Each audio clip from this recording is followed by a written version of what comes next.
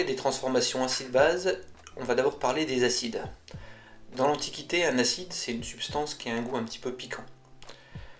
Un peu plus tard, il y a des scientifiques qui ont essayé de formaliser un petit peu la définition des acides, et donc c'est Lavoisier qui a remarqué que les acides pouvaient être créés à partir d'oxygène. C'est d'ailleurs le nom de l'oxygène.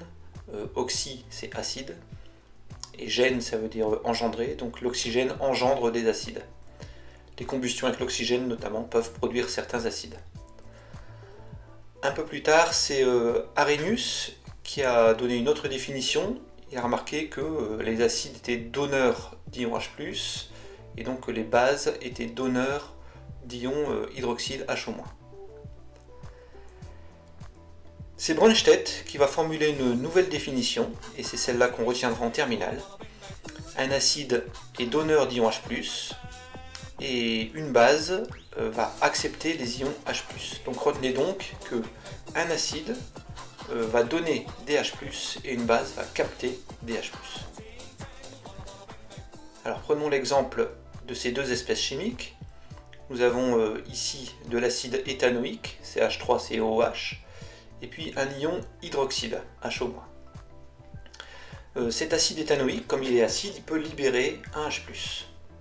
Donc ça va former l'ion éthanoate, et le H+, en fait, c'est un proton. Cet ion H+, va pouvoir être capté par l'ion hydroxyle. Et donc, en étant capté par l'ion hydroxyle, ça va former une molécule d'eau. Donc, on peut schématiser les choses de la façon suivante. L'acide AH peut libérer un H+, et former l'espèce A-. Si une espèce A- capte le H+, on va dire que cette espèce A-, c'est une base. Donc on se retrouve avec cette équation, et cette transformation-là, elle peut se faire dans un sens ou dans l'autre. On va pouvoir mettre une double flèche. On appelle ça une demi-équation protonique, parce qu'il y a un proton H+, qui est mis en jeu. Et je vous explique un petit peu plus tard pourquoi est-ce qu'on va dire demi-équation. Donc le AH, c'est l'acide, et puis le A-, c'est la base. Cette demi-équation protonique, elle est donc constituée d'un couple acide-base. On met toujours l'acide en premier et la base ensuite. Comme ces deux espèces sont en couple, on va dire que ces deux espèces sont conjuguées, AH et A-.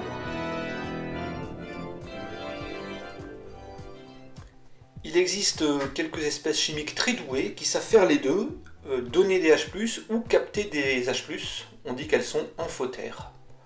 Donc elles peuvent donner ou capter. L'eau, par exemple, peut se comporter comme un acide en donnant un H+, et donc on va avoir un couple ici acide-base, ça sera le couple H2O, HO-.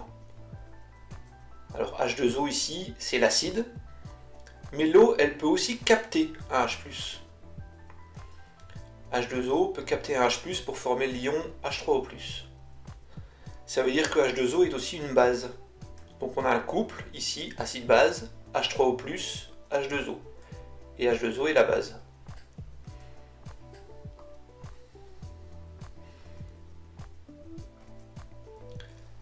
Lorsqu'il y a une réaction acide-base, ça va mettre en jeu un acide rouge et une base ici en bleu.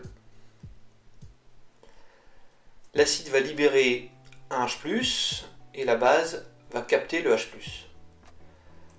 Donc on va avoir une demi-équation protonique pour l'acide qui est en rouge, et on va avoir une demi-équation protonique pour la base qui est en bleu. Et bien ces deux demi-équations protoniques, on va pouvoir les rassembler, les ajouter, pour pouvoir former l'équation de la réaction acide-base. On va faire le total, membre à membre. Alors si on fait le total côté gauche, on va avoir AH plus A-, plus le H+, et le total côté droit, on aura A-, plus le AH bleu, plus le H+. On a deux H+ de chaque côté qu'on va pouvoir simplifier.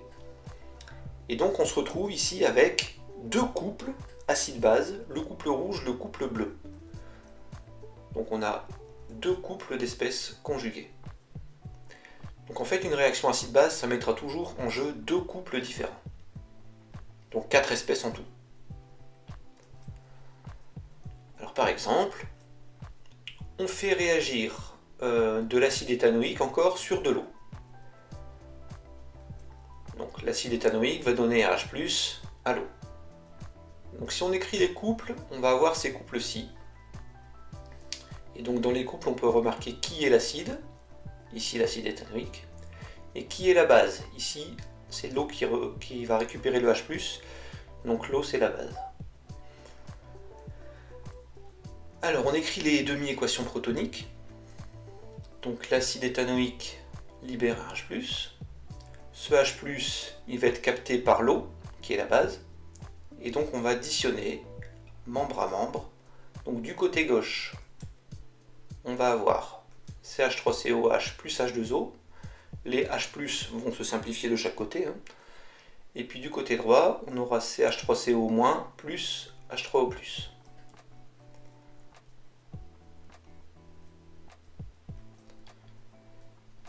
Dans les solutions aqueuses, ça veut dire qu'ils contiennent des molécules d'eau, H2O, les protons ne vont jamais se balader tout seuls.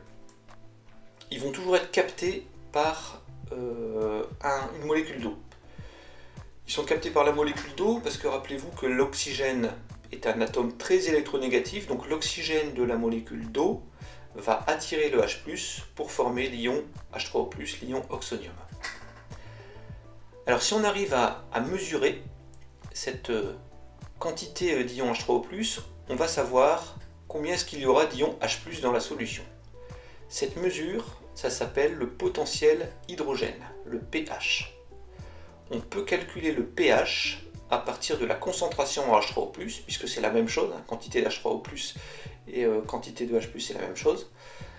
Donc, on peut calculer avec cette formule-là, la concentration en ion H3O+ est en mol par litre, et on va diviser par une concentration C0 de référence, qui vaut 1 mol par litre. Donc on divise par 1, pour ne pas avoir de problème d'unité en fait.